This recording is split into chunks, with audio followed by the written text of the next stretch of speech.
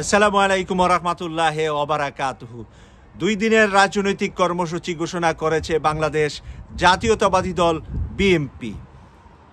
ইত্তেফাক পত্রিকা থেকে আপনাদেরকে নিউজটি পড়ে শোনাচ্ছি। আন্তর্জাতিক গণতন্ত্র দিবস ও ছাত্র জনতার অভ্যুত্থান ও বিগত 17 বছর স্বৈরাচার বিরোধী আন্দোলনে নিহত স্মৃতির প্রতি শ্রদ্ধা জানিয়ে 2 দিনের কর্মসূচি ঘোষণা করেন বিএনপি। বুধবার 11 সেপ্টেম্বর রাজধানীর নয়াপল্টন দলের কেন্দ্রীয় কার্যালয়ে এক সংবাদ সম্মেলনে এই কর্মসূচি ঘোষণা করেন বিএনপির স্থায়ী কমিটির সদস্য ডাক্তার AZM জাহিদ হোসেন। জাহিদ হোসেন বলেন, ছাত্র আন্দোলনে নিহত ও আহতদের স্বজনদেরকে নিয়ে 14 সেপ্টেম্বর কেন্দ্রীয় শহীদ মিনারে স্মরণ সভা করা হবে। যারা আহত হয়েছে, নিহত হয়েছে, তাদের পরিবারের সদস্যদেরকে নিয়ে 14 সেপ্টেম্বর কেন্দ্রীয় শহীদ মিনারে তারা স্মরণ সভা আয়োজন করেছে।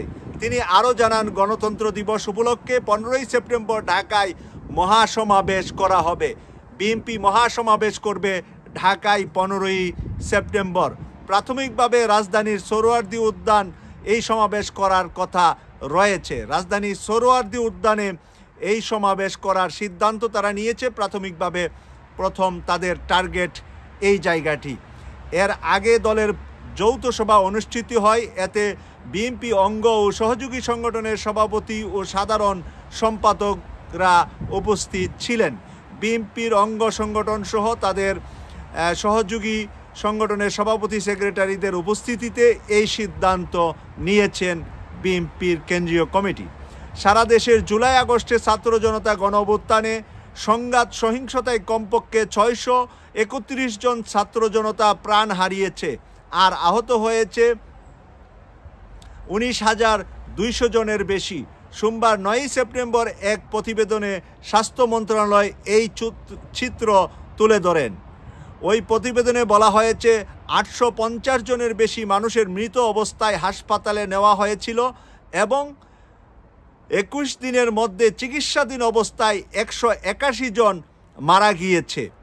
এই পর্যন্ত হসপিটালে নেওয়ার পরে 121 জন আরও এন্তেকাল করেছে, শহীদ হয়েছে, যারা এই আন্দোলনে অংশগ্রহণ করে আহত হয়ে হসপিটাল গিয়েছিলেন। প্রিয় দর্শক, আমরা খুবই বেদনার সাথে বলছি, বেদনার সাথে আপনাদের সামনে তুলে ধরার চেষ্টা করছি যে ছাত্র জনতার এই আন্দোলনে যারা শহীদ হয়েছে তাদের কাছে বাংলাদেশের মানুষ, বাংলাদেশের 18 কোটি মানুষ এবং বাংলাদেশ যতদিন পৃথিবীর মানচিত্রে বেঁচে থাকবে ততদিন পর্যন্ত তাদের ঋণের কাছে আমরা ঋণী হয়ে থাকব।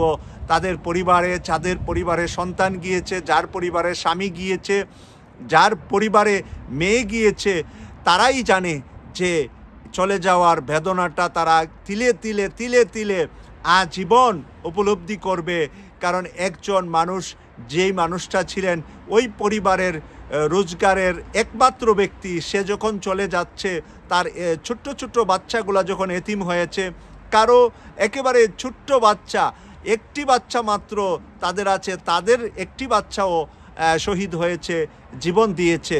তাই এই শহীদ হওয়া, জীবন দেওয়া পরিবারের পাশে যত বেশি আমরা দাঁড়াতে পারবো তত বেশি আমরা, যদি দুনিয়াতে কোনো ভালো কাজ থাকে এর মধ্যে আমি বলবো অন্যতম ভালো কাজ হবে এই পরিবারের ভিতরে অসহায় যারা সবচেয়ে বেশি অসহায়, তাদের দিকে যেন আমরা খেয়াল রাখতে পারি, এই প্রত্যাশা করছি।